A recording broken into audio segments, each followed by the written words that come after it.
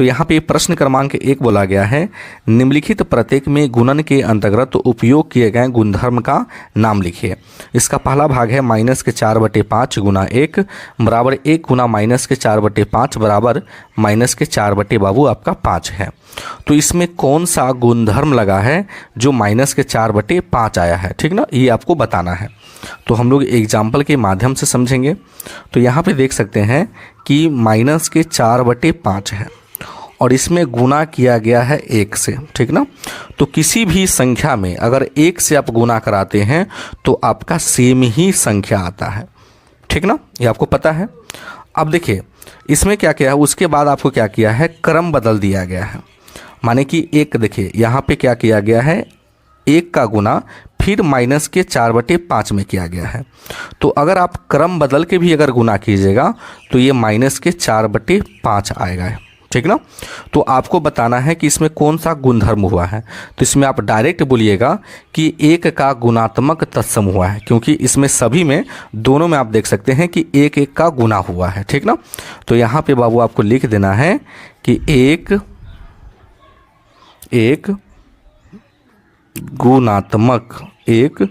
गुणात्मक तत्समक है, ठीक ना, और यही आपका आंसर हो गया।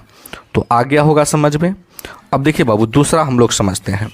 दूसरा आपका है सवाल, देख सकते हैं दूसरा भाग, -13/17 गुना -2/7 बराबर -2/7 गुना -13 आपका 7 है। अब इसमें देखिए क्या हुआ है, देखिए जैसे कि -13/17 है, ठीक, और इसका गुना किया गया है -2/7 से, और इसके बाद आगे आपको क्या किया है, इसका क्रम बदल दिया गया है, माने कि जगह बदल दिया है। तो देखिए इसको क्या किया गया है, -2/7 को आगे कर दिया गया है, देख सकते हैं आप, और -13/17 को जो है बाबू आपको पीछे कर दिया गया है। तो इसका मतलब समझिए, अगर मान लीजिए कि 2 का गुना अगर हम लोग बाबू 3 से करेंगे तो पर भी 6 ही आएगा, ठीक ना। और इसको अगर हम क्रम बदल दें, माने अलग कर दें, जगह बदल दे, और फिर 3 का गुना अगर हम 2 से करें तो पर भी 6 ही आएगा, ठीक ना। तो इसमें कौन सा नियम लगा है ये आप लोग को बताना है। तो इसमें क्रम बदला है, तो इसका मतलब हुआ कि क्रम में नियमता नियम लगा है, ठीक ना। तो यहाँ पे लिख देना है आपको, क्रम भी नियमता, है ना, क्रम में नियमता नियम लगा है, और यही आपका आंसर हो गया, ठीक ना। तो आ गया समझ में। अब हम लोग बाबू तीसरे भाग को समझेंगे। तीसरा भाग में आप देख सकते हैं बोला गया है, सवाल दिया गया है -19/29 और फिर इसको पलट दिया गया है, ठीक ना, 29 को ऊपर और -19 को नीचे कर दिया गया है। तो इसका जो फाइनल आंसर आता है बाबू आपका 1 आता है। तो देखिए 29 से 29 कटेगा, 1 से कटेगा, और माइनस माइनस क्या हो गया बाबू प्लस, और 19 से 19 कटेगा, 1 से कटेगा। तो देखिए ऊपर 1 है और नीचे भी 1 है। तो अगर 1 से 1 में अगर हम भाग देंगे तो कितना आएगा बाबू, 1 ही आएगा। तो इसमें आपको बताना है कि कौन सा नियम लगा है, ठीक ना। तो देखिए इसमें बाबू गुणात्मक प्रतिलोम लगा है। क्या लगा है, गुणात्मक प्रतिलोम। देखिए जैसे कि मान लीजिए ये 2 है, 2/3 है, इसका गुणात्मक प्रतिलोम करेंगे तो यहाँ पे गुना का चिन्ह दे करके 3 को ऊपर और 2 को नीचे, और जब सॉल्व कीजिएगा तो 1 ही आंसर आएगा। जैसे कि मान लीजिए कि ये 5/7 है, और इसका अगर हम गुणात्मक प्रतिलोम करते हैं तो 7 को ऊपर और 5 को नीचा, और काट दीजिए तो कितना आंसर आएगा, 1 ही ना आएगा। तो इसका कौन सा नियम लगा है बाबू, तो आपका गुणात्मक प्रतिलोम लगा है, ठीक ना।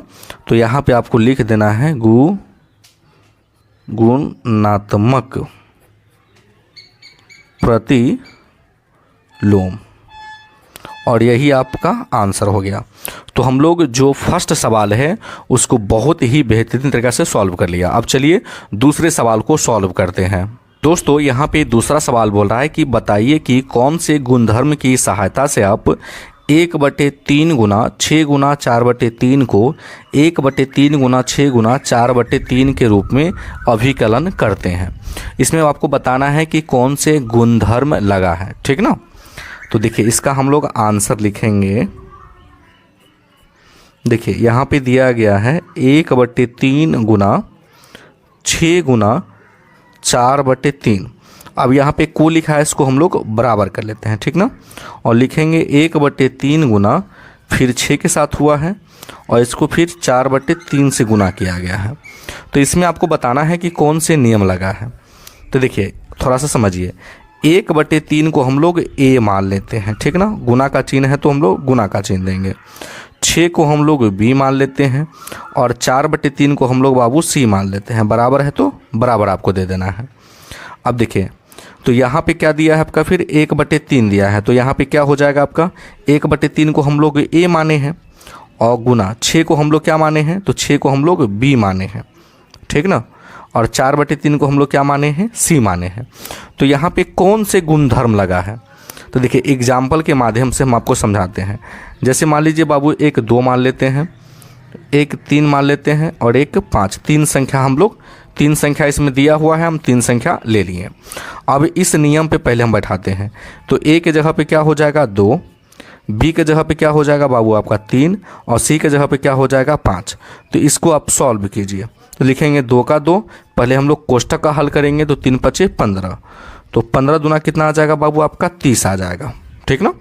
अब चलिए अब इस नियम पे बैठाते हैं। ए का मान क्या हो जाएगा आपका 2, बी का मान क्या है बाबू आपका 3 और सी का मान आपका कितना है बाबू आपका 5 है, तो यहाँ पर रखेंगे 5। तो देखिए कोष्टक का हल करेंगे तो 3 दूनी 6 और 6 का गुना 5 से होगा तो कितना हो जाएगा बाबू आपका 30 हो जाएगा। तो इसको भी आप दोनों बगल सेम सॉल्व कीजिएगा तो सेम ही आंसर आएगा। तो ये कौन से नियम से हो रहा है और इस नियम को हम लोग क्या बोलते हैं, तो इस नियम को बोलते हैं बाबू सहचारता नियम, ठीक ना। तो यहाँ पे लिख लेंगे कि यहाँ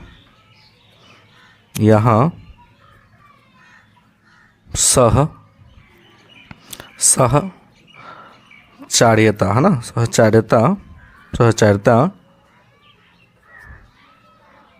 नियम है, ठीक ना। और यही आपको बस सिर्फ ये आपको लिख देना है नियम, ठीक ना। तो आई होप कि ये प्रश्न आपको समझ में आ गया होगा। तो अगर आप मेरे चैनल पे नए हैं तो वीडियो को लाइक कर दीजिएगा और चैनल को ज़रूर सब्सक्राइब कर दीजिएगा। वीडियो देखने के लिए बहुत बहुत धन्यवाद।